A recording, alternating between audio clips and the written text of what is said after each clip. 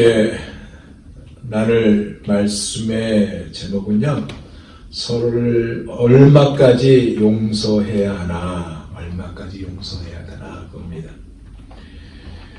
오늘 본문도요, 우리가 지난주에 나눈 말씀의 연장선에 있습니다.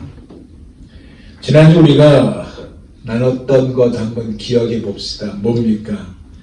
그의 죄가 어떤 죄인지 구체적으로 명시하지 않았다고 그랬습니다. 근데 핵심은 뭐예요? 가서라고 했습니다. 가서. 왜냐? 이 가서가 가해자가 가서 용서를 구하는, 빌라는 것이 아니라 뭐예요? 피해를 받은 피해자가 용서의 주도권을 가지고 가서 시도하라. 그 말씀을 우리가 나눴습니다. 그러다 보니 한 마리 100마리인데 99마리 양을 놔두고 한 마리를 잊어버렸잖아요. 한 마리의 양을 잃어버려서 이 한 마리의 양을 찾기 위해서 99마리의 양을 두고 꼭 이 한 마리 양을 찾아야 한다라는 것이 이 바탕에 깔려있다라고 우리가 나눴습니다. 그리고 여기 안에는 놀라운 구원의 진리가 담겨져 있는데, 가해자가 누구예요? 인류 최초의 가해자가 아담이고, 피해자가 누구예요? 창조주 하나님이에요. 그러니까 인류의 최초의 가해자인 아담이 창조주 하나님을 가해함으로 우리 또한 이 굴레 안에서 벗어날 수 없었다 하겠습니다. 그죠? 그렇지만 하나님이 먼저 피해자인 하나님이 먼저 우리에게 손을 내밀었다. 당신의 독생자 예수 그리스도를 통해 손을 내밀으시고 찾아와셨는데, 회복의 주도권을 이 목자가 붙들고 있기 때문에 이 용서는 결국 누구의 이야기?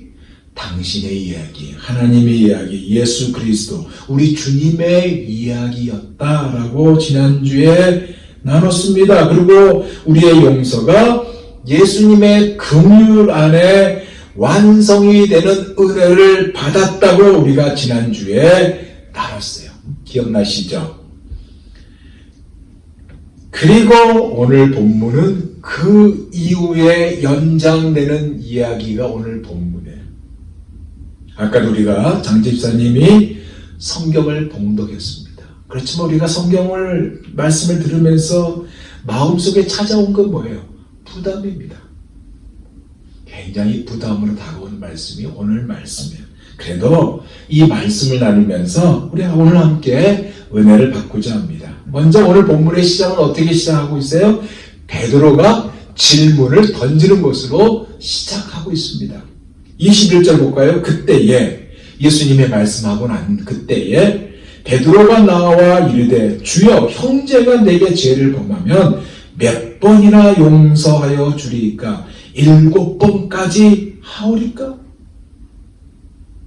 무엇에 관한 것이냐면, 베드로가 이 질문 던진 게 뭐냐면 용서의 한계에 관한 질문을 던졌던 거예요. 바꿔 말하면 이거예요. 쉬운 말로, 주여, 용서가 쉬워요? 쉽지 않아요. 주님이 그렇게 말씀하시는데 어떻게 보면 바보 같은 질문 아닙니까? 라고 생각할 수 있는 질문을 던져요. 왜 그럴까요? 용서를 해주게 되면, 또 용서를 자주 해주게 되면, 용서를 쉽게 해주게 되면 그 상대가, 가해자가 피해자를 호구처럼 생각한다는 거예요. 바보처럼 생각한다는 거예요. 그렇게 생각하기 때문에 베드로가 이 질문을 던졌어요.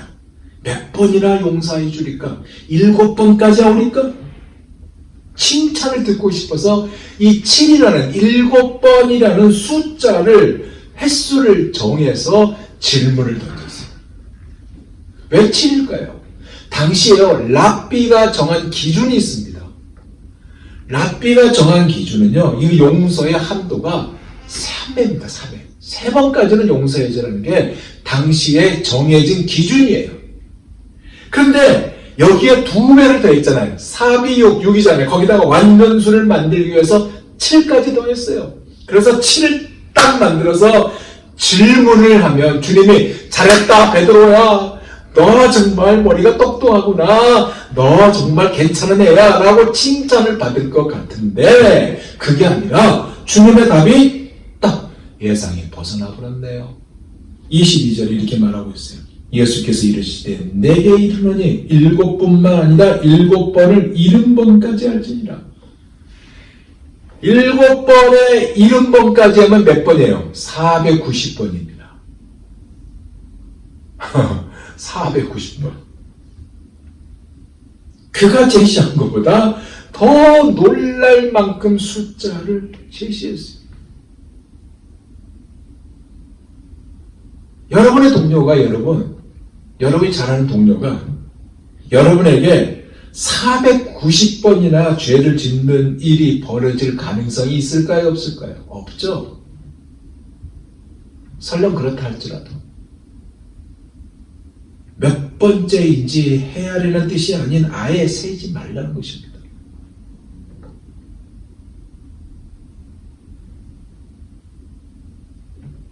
이것이 정말 가능할까요?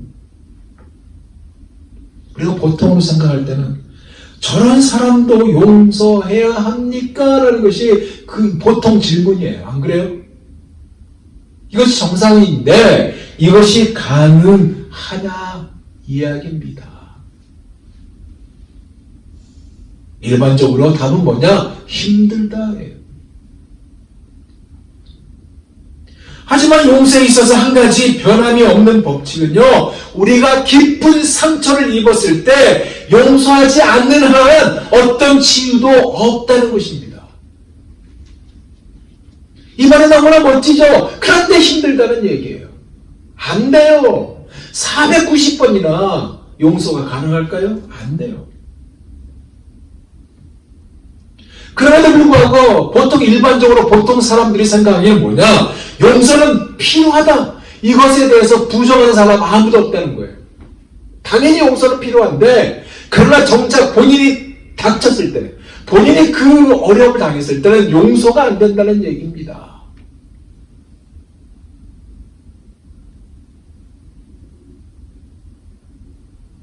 그러면 이 490번이라는 이것이 주는 의미가 무엇일까요? 우리가 이렇게 490번이나 죄를 범했다 이겁니다. 그럼에도 불구하고 주님은 오래오래 참으셨다. 길이 참으셨다. 때가 참에 우리가 우리 주님을 나의 구주로 영접하게 되는 그날까지 주님은 길이 참으셨다. 이 말씀이 여기에 담겨져 있는 것입니다.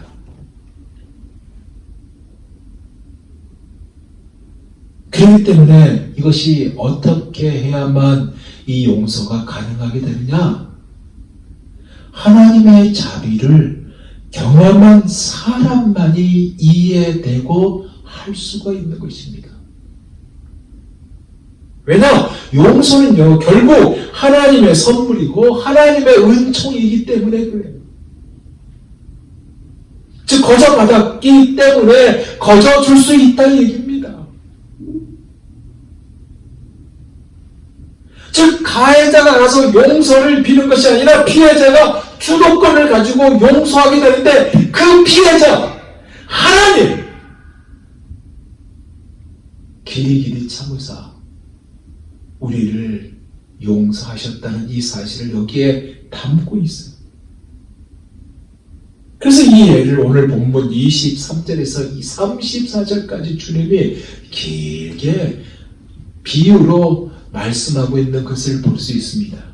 길지만 다시 읽어봅니다. 이 그러므로 천국은, 아니 용서 이야기가 갑자기 천국이 나오죠. 그러므로 천국은 그 종들과 결산하려 하던 어떤 임금과 같으니 결산할 때에 10,000달란트 빚진 자 하나를 데려오매 갚을 것이 없는지라 주인이 명하여 그 몸과 아내와 자식들과 모든 소유를 다 팔아 갚게 하라 하니 그 종이 엎드려 전하며 이르되 내게 참으소서 다 갚으리이다 하거늘 그 종의 주인이 불쌍히 여겨 놓아 보내며 그 빚을 탕감하여 주었더니 그 종이 나가서 자기에게 100다네리온 빚진 동료 한 사람을 만나 붙들어 목을 잡고 이르되 빚을 갚으라 하며 그 동료가 엎드려 간구하여 이르되 나에게 참아 주소서 갚으리이다 하되 허락하지 아니하고 이에 가서 그가 빚을 갚도록 오게 가두거늘 그 동료들이 그것을 보고 몹시 딱하게 여겨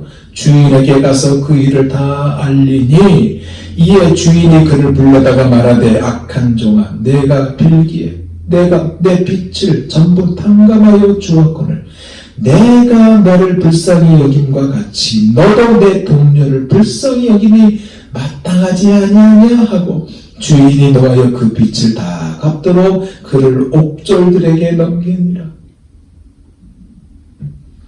여기서 일어난 것은 여러분 아까도 말했듯이 용서에 관한 말씀인데 천국으로 화제가 싹 바뀌었어요. 그럼 왜 용서라는 이 부분에서 천국이라는 이 단어가 등장하면서 바뀐 것일까요?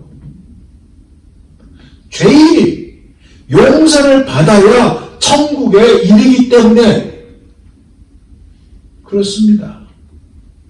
즉 하나님이 보여주신 것과 같은 무한한 자비로 천국을 소유하게 되었다는 이야기예요. 그러기에 천국을 소유하는 자는 당연히 다른 사람에게 용서를 베풀라는 말씀이고요. 이것은 결국 천국의 중요한 원칙을 이야기하고 있습니다. 그것이 뭐냐? 바로 수직적인 용서와 수평적인 용서와 그리고 음보입니다. 그럼 첫째로 수직적인 용서인데 이 수직적인 용서는 무엇을 말하는 것일까요? 여기 오늘 본문에 보니까 등장인물이 누굽니까? 빚을 탕감해 주기로 한 주인 왕이고요. 그 왕에게 변제가 불가능한 엄청난 액수의 빚을 진 종이 있고요. 그리고 그 종에게 소에게 빚을 진 다른 종이 있어요. 그리고 또 하나 뭐냐? 이 세 인물 외에 고문자들이 득실득실거리는 감옥이 등장하고 있습니다. 이 비유 안에. 그죠? 수직적인 용서는 뭐냐? 왕, 주인이 직접 이 빚진 자를 탕감해 줬다라는 의미, 직접. 그것이 수직적인 용서예요. 근데 그가 빚진 건 뭐예요? 1만 달란트래요. 1만 달란트. 이 액수가 얼마 정도 되느냐? 엄청난 액수입니다. 수백만 달러가 넘어요. 미국 달러. 한국 돈으로 따지면 조가 납니다. 조. 1조 몇 천억 원, 이 정도. 여러분 1조 몇 천억 원. 본 일도 없지만은 이거 빚이 있었으면 이거 갚을 길 있겠어요? 없어요. 요지는 뭐겠어요? 아무리 애를 써도 빚을 갚을 길이 없다. 이겁니다. 그래서 무엇이 되었든 왕의 처분을 따를 수밖에 없어요. 재판에서 그 종, 그리고 그의 아내, 자녀들 전 재산을 팔아라 해도 팔아야 돼요. 그렇지만 이 팔아도요, 세 발의 피입니다. 그러기에 희망을 잃은 이 종이 왕에게 자비를 구하였던 것입니다. 그리고 그를 치근히 여긴 왕이 그의 빚을 탕감해줬던 바로 이것을 가리켜서 수직적인 용서다 이거예요. 그래서 이 수직적인 용서는 뭐야? 결국 하나님 아버지가 어떤 분인지를 말씀하고 있는 것이 수직적인 용서이고요. 우리가 죄인이었기 때문에 우리가 죄인이어서 로마서 3장 23절에 나온 말씀대로 모든 사람이 죄를 범하였음에 하나님의 영광에 이르지 못하였다. 그래서 죄의 나락으로 떨어져서 그의 값이 사망이 되어버렸지만 하나님의 사랑으로 하나님의 자비하심으로 수직적인 용서로 탕감을 받았다 그 얘기입니다.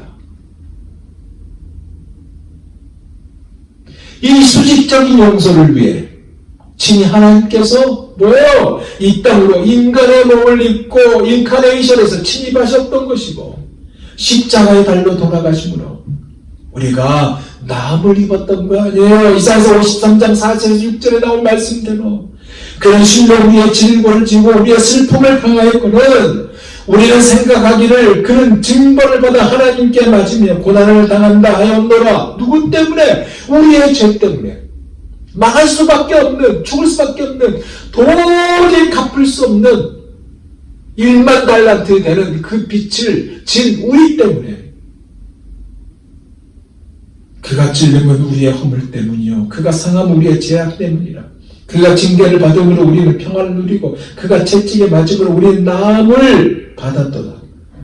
근데 뭐예요? 우리는 다 양 같아서 그릇 행하여 각기 제 길로 갔거늘 여호와께서는 우리 모두의 죄악을 그에게 담당시키셨도다. 이게 수직적인 용서예요. 두 번째는 뭐냐? 수평적인 용서입니다.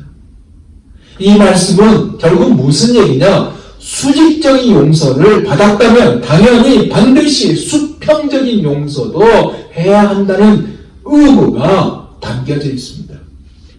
그것에 관한 말씀이 바로 28절에서 34절에 나온 말씀이에요. 그 내용은 뭐예요?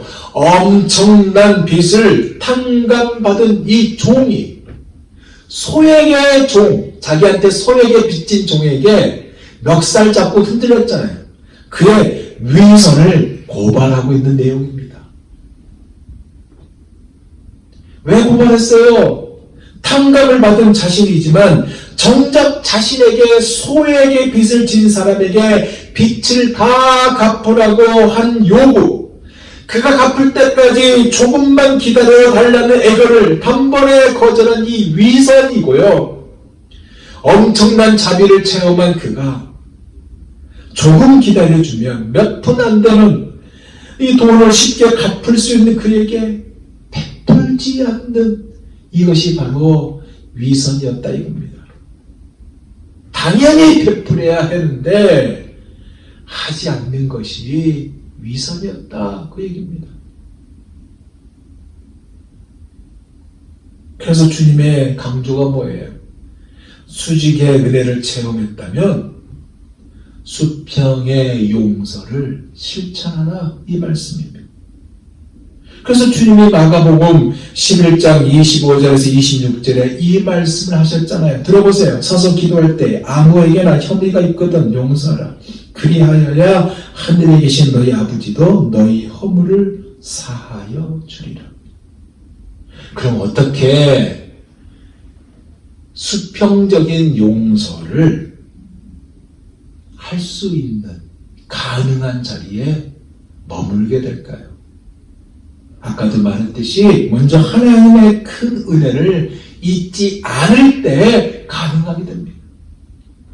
언제나 이 은혜를 마음에 담고 있을 때 가능하게 된다는 얘기예요.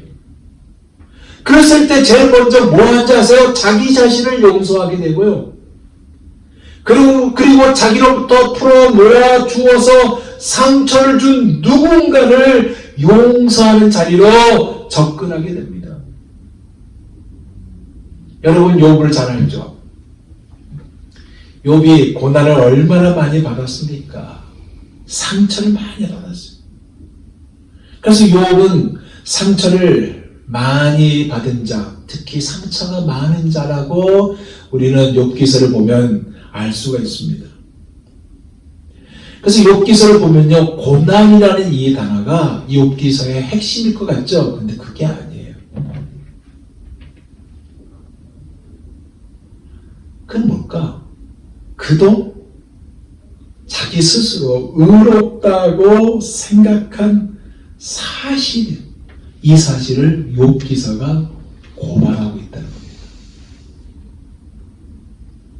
그럼 그가요, 욥기서 18장 29절에 이런 말을 듣게 됩니다. 들어보세요. 사람들이 너를 낮추거든 너는 교만했노라고 말하라. 하나님은 겸손한 자를 구원하시리라. 어떻게 보면 맞는 말이에요.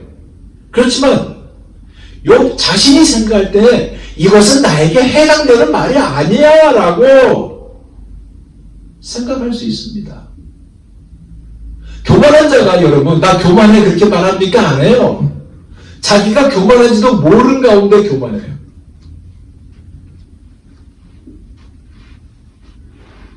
그래서 그런 사람에게 나타나는 반복적인 말이 뭔지 아세요? 어려움이 생길 때, 고난이 생길 때도 반복적으로 나오는 단어가 뭔지 아세요? 아니 내가 뭘 잘못했기에,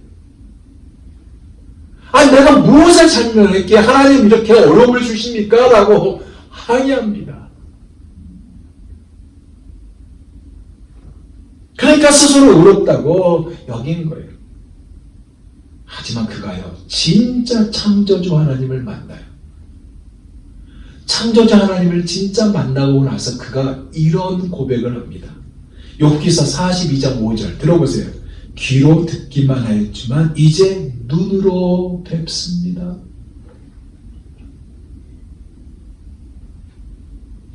귀로 들었어요. 근데 이제 눈으로 뵙습니다. 사실 그의 병이 온전하게 나은 것도요, 자신에 대하여 불의하게 말한 친구를 위하여 기도하게 될 때, 빌게 되었을 때 나았습니다. 뭐겠어요? 수평적인 용서를 하는 자리에 머물게 됨으로 치유를 경험했다 이 얘기입니다. 우리도요, 정말로 이 수평적인 용서의 자리에 머물기를 원합니다. 큰 은혜를 받았기 때문에 당연히 수평적인 용서를 하는 자가 되기를 원합니다. 마지막 세 번째는 뭐냐? 음부입니다. 아까도 말했듯이 엄청난 탕감을 받은 그였다고 했어요. 그죠? 그런데 그가 보인 행동이 뭐예요? 왕의 다른 종들의 이야기, 그에 대해서 왕의 다른 종들이 왕에게 이야기함으로 그의 행동이 드러났다는 거 아닙니까? 그 위선이 드러났다는 거예요. 그들이 누구예요? 왕의 종들입니다. 왕의 종들이요, 이 엄청난 10,000달란트의 빚진 자가 탕감을 받았다, 이것을 알고 있습니다. 그가 큰 은혜를 받았다는 것을 알고 있어요. 그래서 당연히 작은 것을 마땅히 해야 할 일이 바로 용서를 베푼 것인데, 그의 행동은 비열한 위선자였다는 거예요.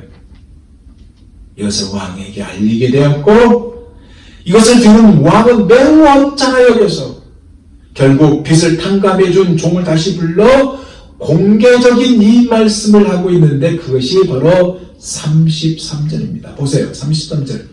내가 너를 불쌍히 여긴 것 같이 너도 내 동료를 불쌍히 여김이 마땅하지 아니하냐. 결론은 뭐예요? Too late. 이미 늦었다 얘기입니다. 절대 갚을 수 없는 청구서를 그에게 꺼내물어요. 마무리하셨다는 얘기예요.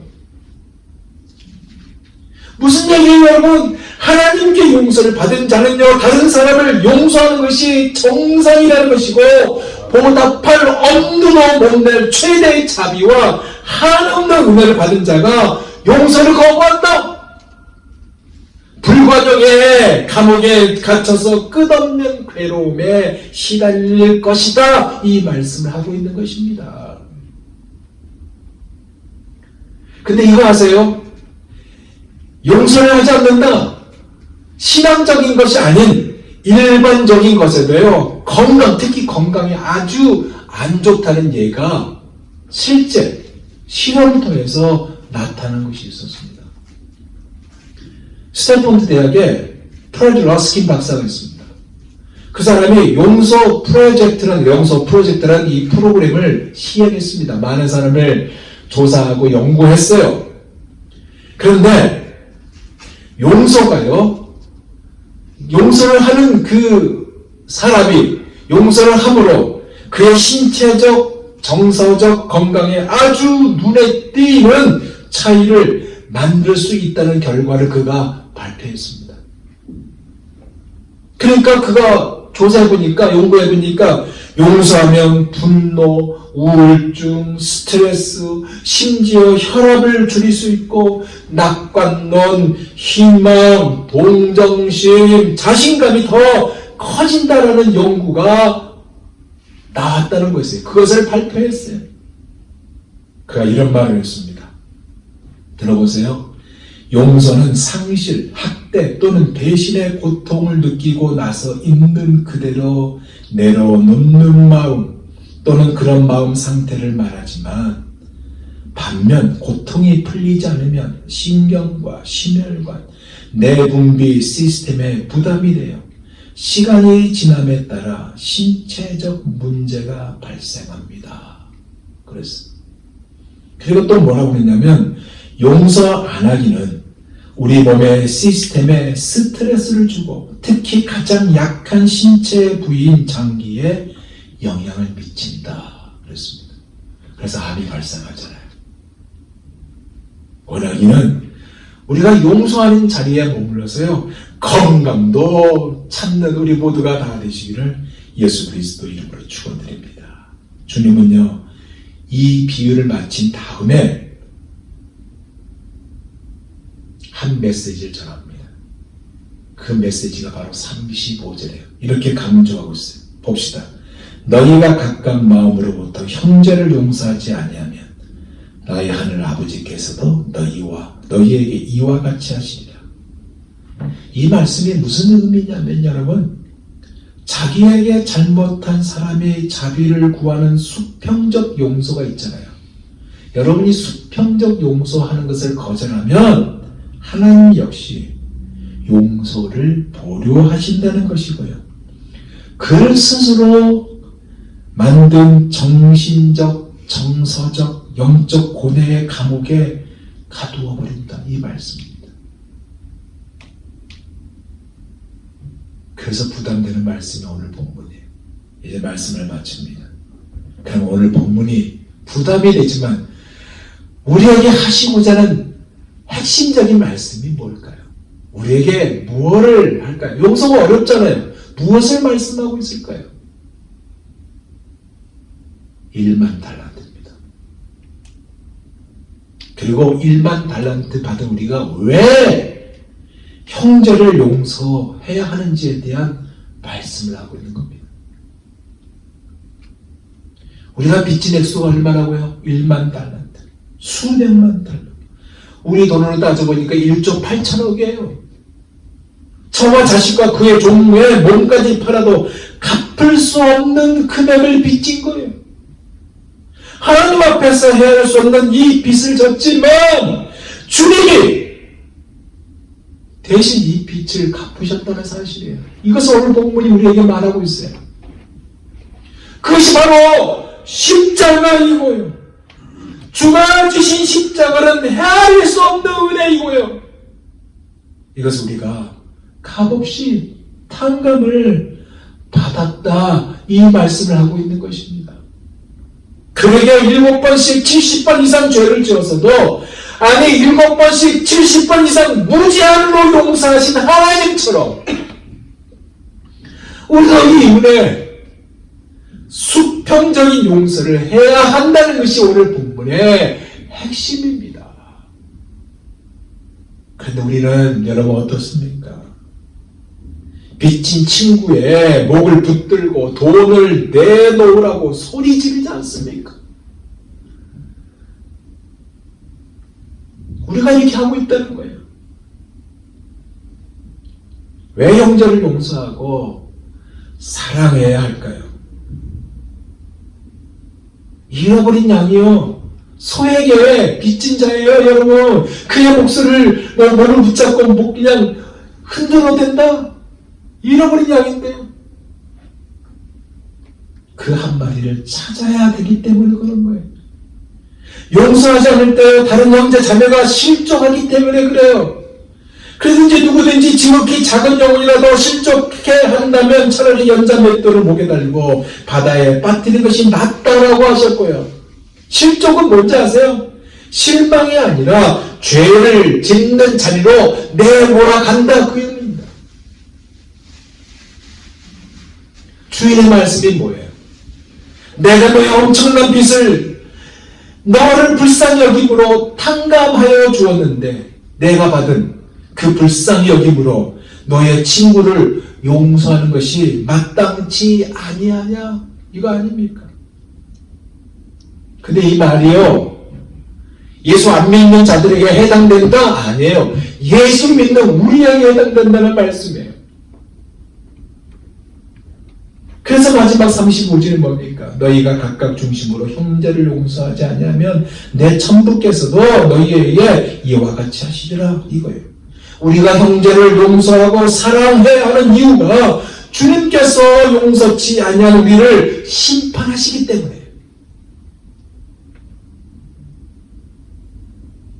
그리고 주님께서 목숨을 바쳐 사랑하시고 돌보시는 영혼들을 용서하지 아니하므로 그들이 실족하게 되면 우리가 하나님의 엄청난 용서를 받았다 하더라도 그 죄를 그냥 넘어가지 아니하신다는 말씀 때문에. 그러나 중요한 사실은 우리가 엄청난 죄를 탕감받았다. 빚을 탕감받았다. 그러기 때문에 우리가요, 에베소서 4장 32절의 말씀처럼 하나님께 얼마나 큰 용서를 받은 우리인지 이것을 마음판에 새겨야 하는 것입니다. 그 말씀이 뭐냐? 이 말씀입니다. 하나님이 그리스도 안에서 너희를 용서함과 같이 하라. 다시 말합니다.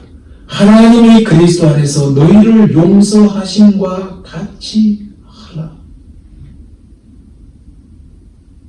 이 자리에 머무는 우리 모두가 되기를 원합니다. 기도하겠습니다.